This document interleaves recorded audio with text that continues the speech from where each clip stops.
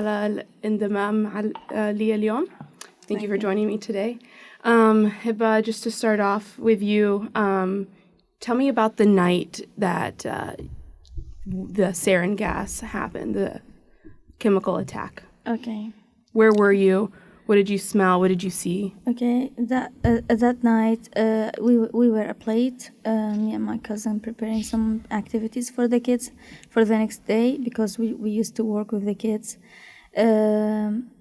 At that time, we saw on the internet some videos about chemical weapons hit the Eastern Ghouta, and we were shocked. We were watching it carefully, and then we were told that chemical weapons also hit my town. So at that time, we didn't believe.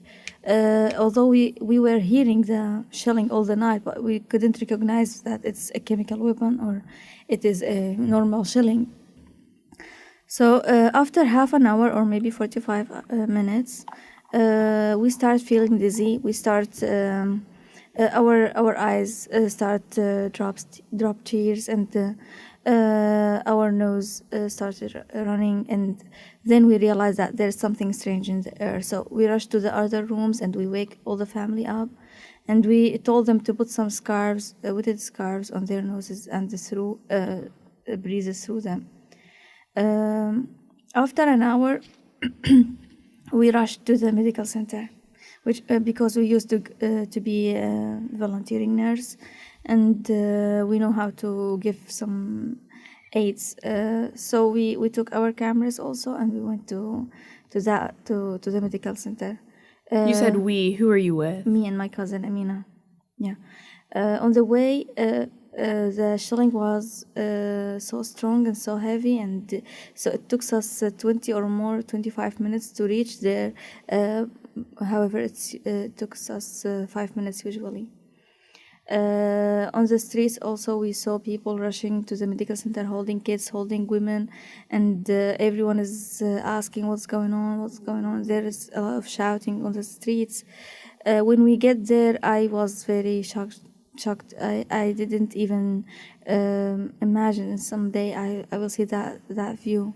We saw dozens of people on the floors, women and men suffocated, and dead bodies also. They were some of the people who were injured were suffocated in a very strange and frightening way.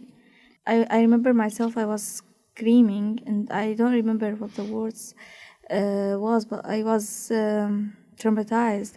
But when we reached the door of the medical center, a doctor called us that Amina and Hiba go downstairs and try to help. So did you go to the hospital wanting to help, or because of your physical condition? No, to help. To help. So when you woke up your family, during the shelling, because it happened in the night, correct? It was at 5 a.m. So you woke them up to make sure they were okay? Yeah, and to let them know what's going on. So. And then once you knew that they were okay, you knew that you needed to go help. So you went with your cousin to the hospital. Yeah.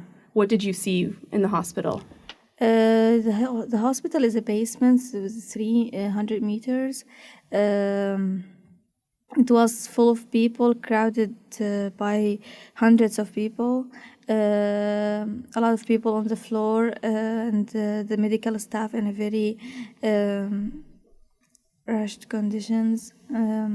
People who were trying to wake their families up, to wake their kids up, screaming and shouting and crying. It was horror. I can't forget that view.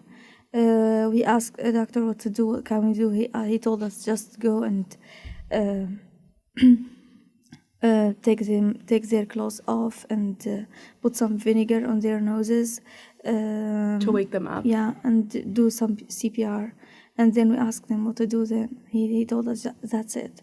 And then he gave us some atropine shots and told us that don't give them to all the injured people, just for the severe cases.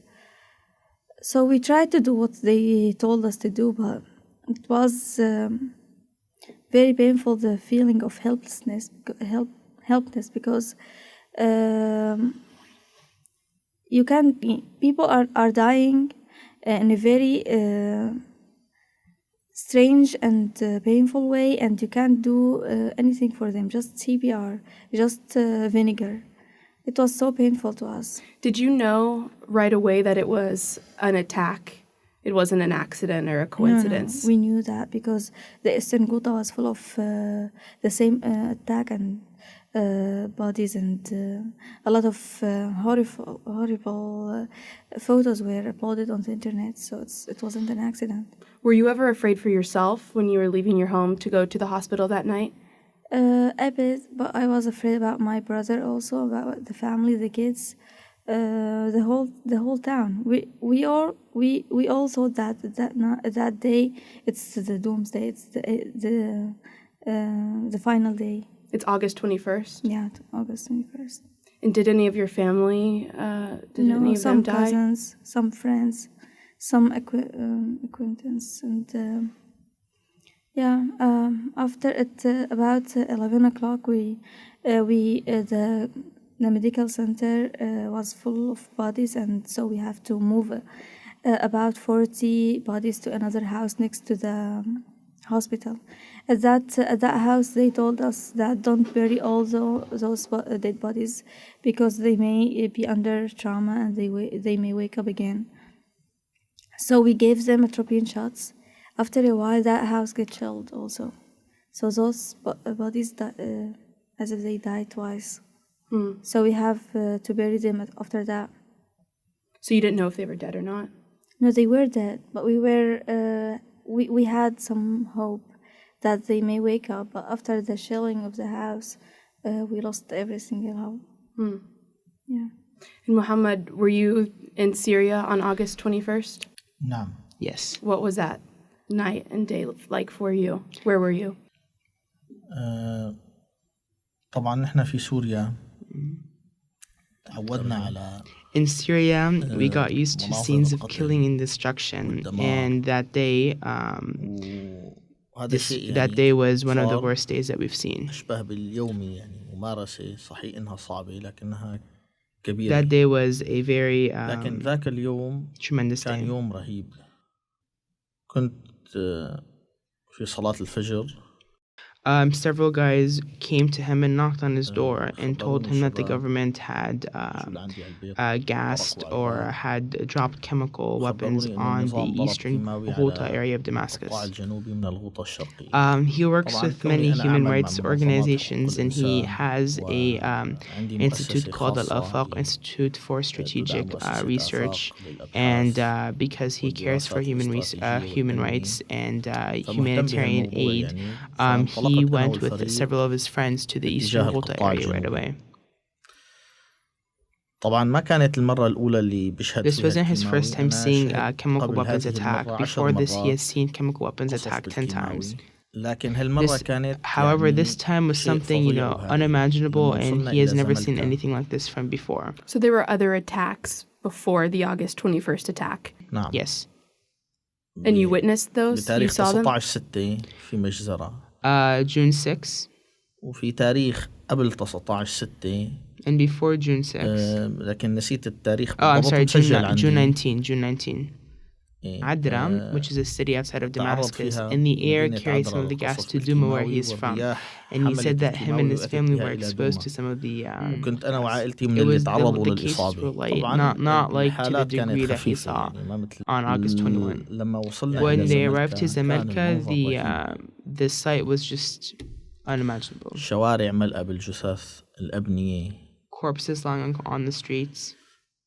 في Yeah, شيء he couldn't يعني imagine that ما تخيلت that, المنظر. these are إنه people هؤلاء who are بشر doing these, وناس these stuff. في This is إنسانية like, ولا كذا. تخيلت completely المنظر lacks of كأنه humanity. To أحدهم him, it seemed like, استخدم these were مبيدات people that were like, حشرية spraying وهي ذباب pesticide, سقط and all these الأرض. corpses lying down were like, الغرفة just فيها ذباب pests وحدا that بخ. just fell.